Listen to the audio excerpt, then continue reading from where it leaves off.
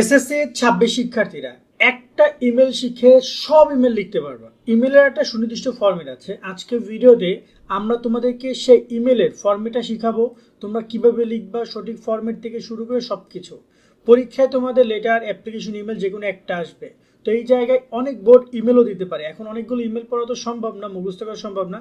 তাই একটা মুখস্থ করো, নিয়মগুলো জেনে যাও, দেন যে কোনো ইমেল তুমি চাইলে লিখতে পারো। আমরা সময় নষ্ট না করে মূল টপিকে যাবো।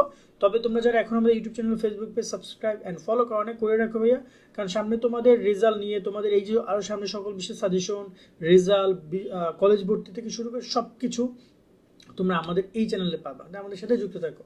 এখানে যদি আমরা কথা বলি, তবে খেয়াল করো, এখানে তোমাদের ইমেলের ক্ষেত্রে বেশ কিছু বিষয় রয়েছে। আমরা একটা পরিপূর্ণ একদম এরকম একটা ইমেল লেখা তোমাদেরকে শেখাচ্ছি। খেয়াল করো, এখানে প্রথমে কি রয়েছে, এখানে তোমাদের রয়েছে প্রথমে টু, অর্থাৎ যার কাছে ইমেল পাঠানো হচ্ছে তার ইমেল ঠিকানা। এই পয়েন্টটা খুব ভালোভাবে মনে রাখবা যে এখানে আমি টু হিসাবে কার ইমেল ঠিকানাটা লিখবো। ওকে, ফরম হচ্ছে প্রেরকের ইমেল ঠিকানা এখানে লেখা হবে, অর্থাৎ এখানে আমি আমার যে ইমেল অ্যাড্রেস রয়েছে সেটা লিখবো।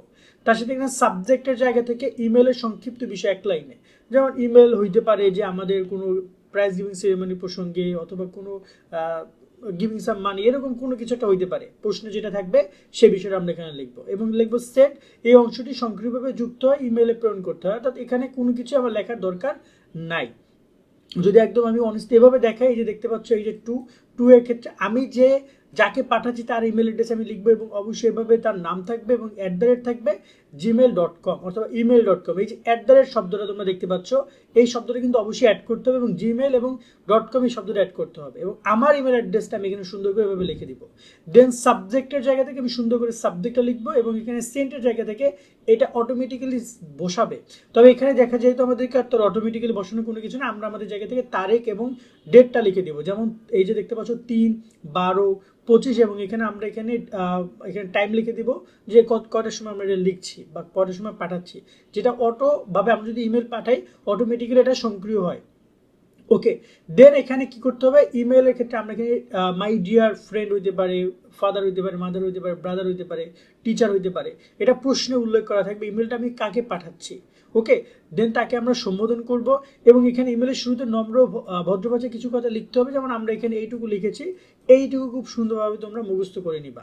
দেন এর পরবর্তীতে এখানে মূল বিষয়বস্তু নিয়ে বিস্তৃত 8 থেকে 10 বাক্য লেখা হয়। যেমন এখানে তুমি চাইলে তোমার জায়গা থেকে ইমেলের বেশ কিছু বিষয় এখানে উপস্থাপন করতে পারো।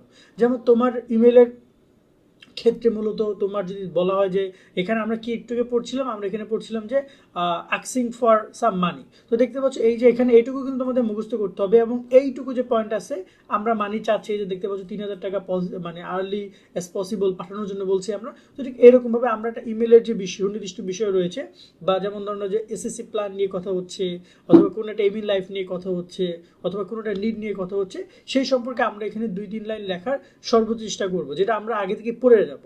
এর পরবর্তীতে ইমেলের সমাপ্তি অংশ লেখার সময় আমাদের সদ্ব্যবহার, আন্তরিকতা পরিচয় দেওয়ার চেষ্টা করবো। মানে এখানে লাস্ট আমরা এইটুকু মুখস্থ করবো।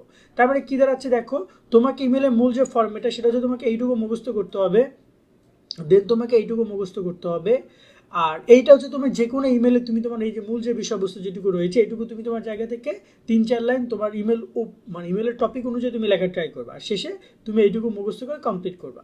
ঠিক এরকমের ইমেলটা খেয়াল করো, ঠিক এরকমের জাস্ট এইটুকু মুখস্থ করবা, এইটুকু মুখস্থ করবা, আর বাকি ফর্মেটটা তো রয়েছেই। এবং ইমেলে কিন্তু কোনো প্রকার ওরকমভাবে খাম হয় না বা ওরকম কোনো কিছু লেখার দরকার নেই। তো এভাবে তোমার ইমেল যদি লেখো, আশা করা যায় একটা ভালো নাম্বার তোমরা পাবা। মানে এখানে তোমার 10 মার্কের মধ্যে 8-10 তোমাদেরকে দিয়ে দিতে পারে, কারণ ইমেলের মূল বিষয়টা হচ্ছে যে এই ফরম্যাটিংটা। তার সাথে এখানে যদি তুমি একটু প্রপারলি গুছিয়ে লিখতে পারো, তাহলে 10-এ 10 আশা করতে পারো, কারণ ফরম্যাট সবগুলো ইমেলেই সেম। ইমেল তো আর এমন না যে একটা ইমেল এক এক রকমের, অন্য ইমেল এক রকমের, তা না। তুমি মোবাইল ফোন থেকে যদি ইমেল পাঠিয়ে থাকো, খেয়াল করে দেখবা বিষয়গুলো এভাবেই আসে। ডেস্কটপে মূলত, অনেক সময় মোবাইলে প্রপার ইনফরমেশনগুলো এভাবে দেখায় না। তো এটা নিয়ে কনফিউজের কিছু নেই, এইভাবে পড়ে যাও। এবং এই যে প্রত্যেকটা ইমেলের, এবার কি করবা, প্রত্যেকটা ইমেলের মূল গুরুত্বপূর্ণ কয়েকটা লাইন তুমি ভালো করে দেখে যাও 4-5 বার করে, যেগুলো আমাদের সাজেশন আমরা এখানে দিয়েছিলাম। আমরা যদি একটু ইমেলের সাজেশনও দেখতে চাই আমাদের শিট থেকে, দেখো যে নিচের দিকে ইমেলের সাজেশন দেওয়া আছে। ওকে, ওটা আমি দেখাচ্ছি, এই যে দেখতে পাচ্ছ ইমেল, এখানে তোমাদের এই রয়েছে ইনভাইটিং ফ্রেন্ড রয়েছে, এখানে এই যে আফটার ইউর এসএসসি এক্সামিনেশন এটা আসতে পারে, এটা ভালো করে তোমরা দেখে যাবা। এখানে রয়েছে তোমাদের যে প্রোগ্রেস, এসএসসি এক্সামের প্রোগ্রেস, এখানে রয়েছে হসপিটালে রয়েছে ফ্রেন্ডকে এই টুকটাক বিষয়গুলো এগুলো কিন্তু পরে প্রাইজ গিভিং সেরিমনি রয়েছে, এগুলো নিয়ে কিন্তু ইমেল লিখতে হয়। তো আশা করি তোমরা বুঝেছো। আজকের মধ্যে ভিডিও আমরা এখানে শেষ করছি। সবাই অনেক ভালো থাকবে। আল্লাহ হাফেজ।